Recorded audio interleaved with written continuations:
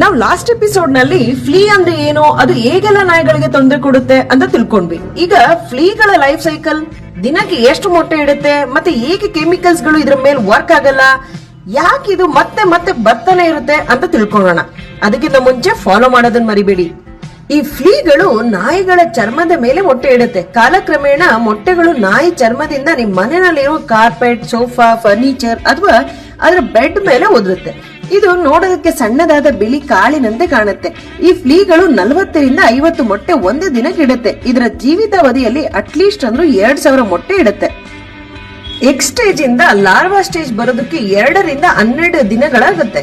ಈ ಅವಧಿಯಲ್ಲಿ ಕಾರ್ಪೆಟ್ಸ್, ಗೋಡೆಯ ಕ್ರ್ಯಾಕ್ಸ್, ಬೆಡ್ ಗಳ ಮೇಲೆ ಮತ್ತು ನಿಮ್ ಮನೆಯಲ್ಲಿರುವ ಗಿಡ ಪಾಟುಗಳ ಮಣ್ಣು ಕೂಡ ಆಗುತ್ತೆ. ಇಲ್ಲಿ ಅದು ಲಾರ್ವಾ ಸ್ಟೇಜ್ ನ ತಗೊಳುತ್ತೆ, ಅಂದ್ರೆ ಒಂದು ಉಳದ ರೀತಿ ಆಗುತ್ತೆ. ಅದು ಲೈಟ್ ಇಂದ ದೂರ ಇರುತ್ತೆ ಮತ್ತು ಈ ಫ್ಲೀಯ ಗಲೀಜ್ನ ಮತ್ತು ಒಣಗಿರೋ ರಕ್ತದ ಕಣಗಳು ಫ್ಲೀಸ್ ಇಂದ ಬಂದಿರುವಂತದ್ದು ಮತ್ತು ನಾಯಿಯಿಂದ ಉದ್ರೋ ಆರ್ಗ್ಯಾನಿಕ್ ಡೆಬ್ರೀಸ್ ನ ತಿಂದು ಬದುಕುತ್ತೆ. ಇವಾಗ ಅರ್ಥ ಮಾಡ್ಕೊಳ್ಳಿ ಟ್ರೀಟ್ಮೆಂಟ್ ಯಾಕೆ ವರ್ಕ್ ಆಗಲ್ಲ ಅಂತ. ಯಾಕೆಂದ್ರೆ ನೀವು ನಾಯಿಗೆ ಟ್ರೀಟ್ಮೆಂಟ್ ಮಾಡ್ತಾ ಇದ್ದೀರಾ, ಅಲ್ಲಿ ಫ್ಲೀಸ್ ಗಳು ಸಾಯ್ತಾ ಇದಾವೆ, ಆದ್ರೆ ಲಾರ್ವೆ ಅಲ್ಲ. ಈ ಲಾರ್ವೆಗಳು ನಿಮ್ ಮನೆಯಲ್ಲೇ ಉಳ್ಕೊಂಡಿರುತ್ತೆ. ಹಾಗಾಗಿ ನೀವು ಅದು ಇರೋ ಜಾಗನ ಪೂರ್ತಿಯಾಗಿ ಕ್ಲೀನ್ ಮಾಡ್ಬೇಕಾಗತ್ತೆ.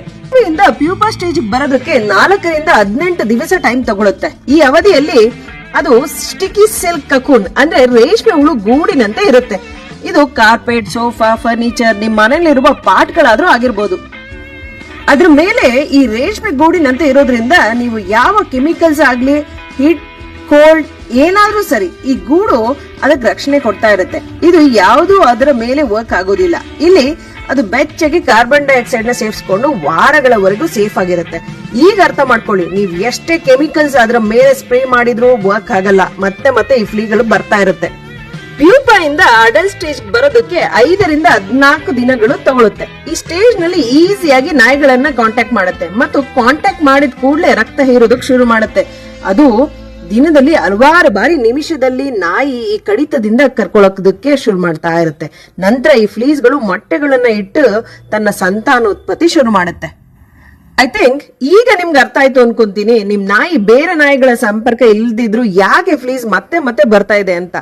ಮುಂದಿನ ಎಪಿಸೋಡ್ ನಲ್ಲಿ ಇದನ್ನ ಹೇಗೆ ಹತೋಟಿಗೆ ತಗೋಬೇಕು ಅಂತ ವಿಡಿಯೋ ಮಾಡ್ತೀನಿ. ದಯವಿಟ್ಟು ನಿರೀಕ್ಷಿಸಿ, ಕಾಲಾವಕಾಶಗಳು ಕಡಿಮೆ ಇದೆ.